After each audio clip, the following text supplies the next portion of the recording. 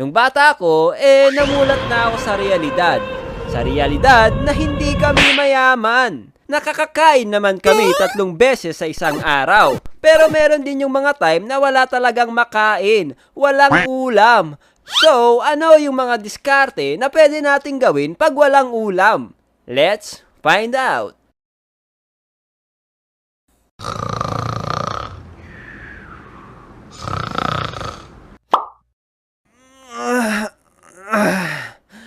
Umaga na pala.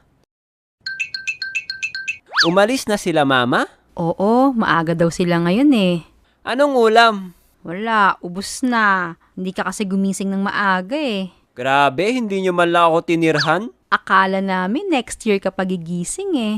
Ano ako, vampira? Tingnan mo na lang dyan kung anong pwede mong ulamin.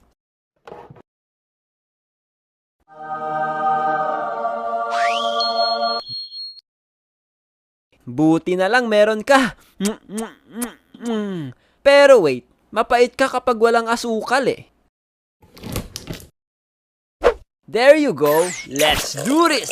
Kuha tayo ng kanin, lagyan natin ng mainit na tubig, lagyan natin ng kape, lastly, lagyan na natin ng asukal. Alright! Mex na natin so mga insan! Tornado!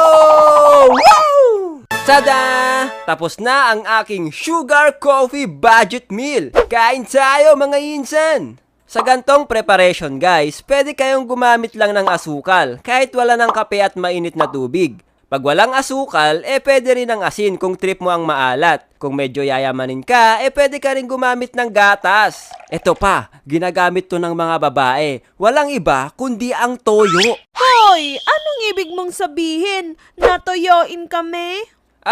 Hindi yun ang ibig kong sabihin. Akala mo ba hindi masakit yung mga sinasabi mo? Kayo nga, inuulam nyo yung kape. Kasi, mga bitter kayo. Huy, content lang to. Wala akong pake. Tsaka, masarap ang toyo. Lalo na kung gagawa kayo ng fried rice. Wow, sige nga, tutorial nga dyan, Chef Ellie. Sige! Hello guys! Welcome to Ellie's Cooking Show! I-share ko sa inyo kung paano magluto ng soy sauce fried rice. Ang kailangan nyo lang ay mantika, kaning lamig, at syempre toyo. Oh, bakit ka tumatawa dyan? Wala, sige na, ituloy mo na. Una, painitin natin ang kawali. Pag mainit na, ilagay naman natin ang mantika. Dito guys, tansahin nyo yung paglagay ng mantika para hindi masyadong oily ang inyong fried rice. Pag mainit na ang mantika, ilagay na natin ang kaning lamig. Dito, dapat malakas ang apoy kasi dito nakasalalay ang sarap ng fried rice. So, tuloy-tuloy lang natin ang pag-sear guys hanggang maluto ang kanin.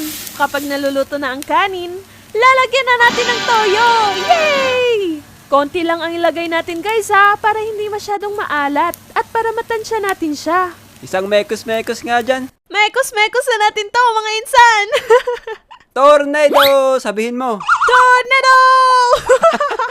So, eto na guys. Luto na ang soy sauce fried rice. Oh, kainin mo na. Ayoko nga, baka maging toyoin ako eh. Ano? Joke lang, ito na. Bakit ang alat? Patis ata nilagay mo dito eh. Ubusin mo yan.